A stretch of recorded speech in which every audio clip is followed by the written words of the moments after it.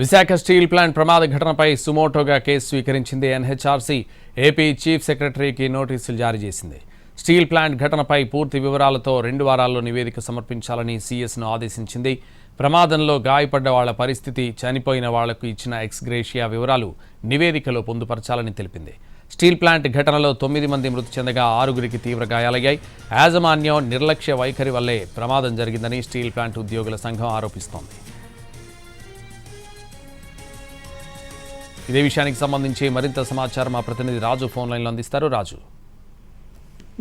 Santosh, Andhra Pradesh Visakha steel plant లో జరిగినటువంటి పేలుడు ఘటన పైన ఎన్హెచ్ఆర్సీ సుమోటోగా కేసు విచారణను ప్రారంభించింది. కేసు నమోదు చేస్తున్నట్లుగా కూడా కొద్దిసేపటి క్రితమే వాళ్ళు ఆదేశాలు జారీ చేస్తూ నోటీసును కూడా ఇవ్వడం జరిగింది. ఇందులో ముఖ్యంగా అంటే ఏదైతే ఆంధ్రప్రదేశ్ చీఫ్ సెక్రటరీకి ఆదేశాలు జారీ చేశారు. 2 వారాల్లోగా విశాఖ స్టీల్ ప్లాంట్ కు సంబంధించినటువంటి ప్రమాద ఘటనలో చనిపోయినటువంటి వాళ్ళకు ఇచ్చినటువంటి ఎక్స్గ్రేషియా ఏంటి, తర్వాత ఎవరైతే తీవ్ర గాయాలతో ఆసుపత్రిలో ఉన్నటువంటి వాళ్ళు కావచ్చు, క్షతగాత్రులకు సంబంధించినటువంటి వివరాలను పూర్తిగా కూడా ఇవ్వాలని చెప్పి నోటీసులో పేర్కొన్నారు. అయితే దీనికి సంబంధించి కార్మిక సంఘం మాత్రం ఇప్పటికే కొన్ని ఆరోపణలు చేస్తున్నారు. అంటే ఎవరైతే ఉద్యోగులకు సంబంధించినటువంటి భద్రతా నిబంధనలు యాజమాన్యం పట్టించుకోవట్లేదంటూ కూడా ఆరోపణలు చేస్తున్నారు.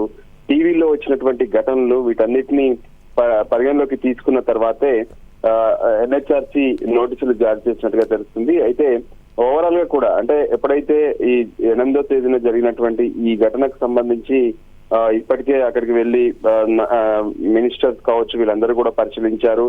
అదే సమయంలో బాధితులు మాత్రం ఆరోపిస్తున్నారు, అంటే తమకు సరైనటువంటి న్యాయం జరగట్లేదు, పైగా అక్కడ ఉన్నటువంటి ఇబ్బందికరమైనటువంటి పరిస్థితుల్లో పనిచేస్తున్నటువంటి వాళ్ళు ప్రతి ప్రమాదంలోనూ ప్రాణాలు కోల్పోవాల్సి వస్తుందనే ఆవేదనను కూడా వ్యక్తం చేస్తున్నటువంటి పరిస్థితి ఉంది.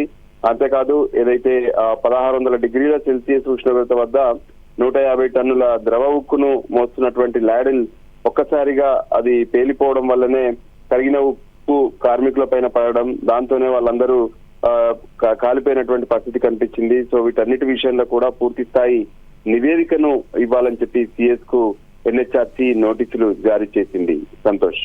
Right, thank you Raju.